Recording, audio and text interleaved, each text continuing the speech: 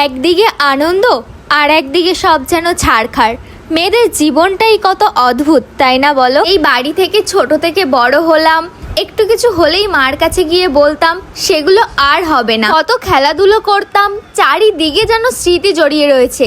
সেই বাড়িটাই আজকে পর হয়ে যাবে। সত্যি মেয়েদের নিজের বাড়ি বলতে না কিছুই থাকে না। নিজের বাড়ি যখন থাকবে সেটাও একদিন বাপের বাড়ি নাম হয়ে যাবে, আর যেখানে যাবে সেটাও শ্বশুর বাড়ি নাম হয়ে যাবে। নিজের বাড়ি বলে কখনোই দাবি করতে পারবে না। মা, এই মা শব্দটা না অনেক ছোট, কিন্তু এই মাই কত কষ্ট সহ্য করে একটা মেয়েকে বাড়ি থেকে বিদায় করে সে শুধু মারাই জানে। আর হয়তো মার সাথে থাকাও হবে না, যখন যেটা আমাদের ইচ্ছা হতো বলার আগেই সেটা মা বুঝে যেত, মুখের সামনে এনে দিত, সেটাও আর কখনোই হবে না।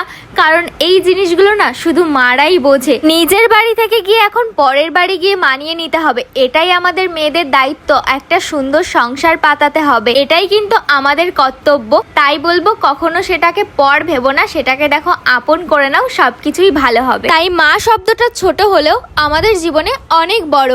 অনেক অনেক মিস করি মা তোমাকে। আর আমার মতন কে কে মাকে মিস করো আমাকে কিন্তু জানিও।